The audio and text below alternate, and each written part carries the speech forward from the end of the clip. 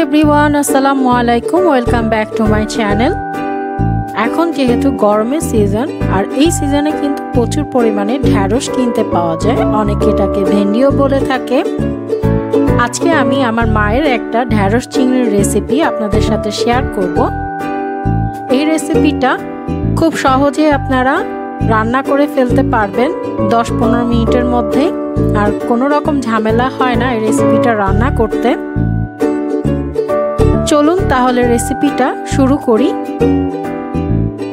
আমি আপনাদের কয়েকটা ঢেঁড়স কেটে দেখাচ্ছি কিভাবে আমি আজকে ঢেঁড়সটা কেটে নিয়েছি। প্রথমে যে সাইডে বোটাটা থাকে সেই সাইডের উপরের অংশটা আর নিচের অংশটা আমি কেটে বাদ দিয়ে দিব। আর মনে রাখবেন ঢেঁড়স কিন্তু সবসময় কাটার আগে ধুয়ে পরিষ্কার করে নিতে হয়, আর ঢেঁড়সের সাইজ বুঝে আপনি কয় টুকরা করবেন সেটা ডিপেন্ড করে। আমি এখানে যে ঢেঁড়সটা নিয়েছি 2 টুকরা করলেই হয়েছে। আমি কিন্তু সাইজটা দেখিয়ে দিয়েছি কতটুকু সাইজ করে কেটে নিয়েছি। এখানে 200 গ্রামের মতো ঢেঁড়স আছে।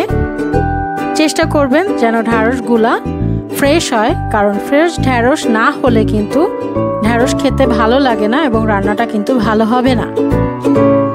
এখন আমি এখানে ঢেঁড়সগুলা সব নিয়ে নিচ্ছি। আমি কিন্তু আবারও বলছি ঢেঁড়স কিন্তু কাটার আগে ধুয়ে নেবেন, কাটার পরে ধুলে কিন্তু ঢেঁড়সে একটা আঠালো ভাব হয়ে আসে। এখানে আমি 200 গ্রামের মতো চিংড়ি পরিষ্কার করে ধুয়ে নিয়েছি, মাথা ফেলে দিয়েছি। আর আমি খোসা সহ রেখেছি, আপনারা চাইলে খোসা ফেলে দিতে পারেন। 1/2 চা চামচ ধনিয়া গুঁড়া দিয়েছি, 1/4 চা চামচ হলুদ গুঁড়া, স্বাদ মতো লবণ, আর আমি উঁচু 1 চামচ রসুন বাটা, সাথে দিব 1/2 চা চামচ জিরা বাটা, আর 1/2 কাপের মতো পেঁয়াজ কুচি। আর ঝাল আমি এখানে 10-12টা দিয়েছি, যেহেতু আমার যে ঝালের ঝাঁজটা কম সেজন্য আমি একটু বেশি পরিমাণে দিয়েছি। আর 3 থেকে 4 টেবিল স্পুন পরিমাণ সয়াবিন তেল দিয়েছি, আপনারা চাইলে এখানে সরিষার তেলও ব্যবহার করতে পারেন। এখন সব উপকরণ আমি একসাথে হাতে মেখে নিব।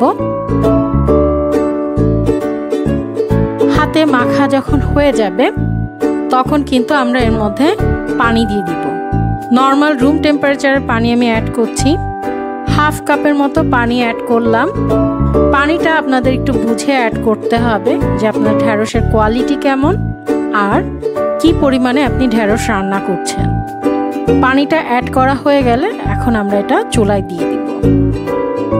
মিডিয়াম হিটে আমি চুলাটা ধরিয়ে দিয়েছি, আর এখন আমি ঢাকনা দিয়ে এটাকে ঢেকে রান্না করে নিব পানি শুকিয়ে আসার আগ পর্যন্ত।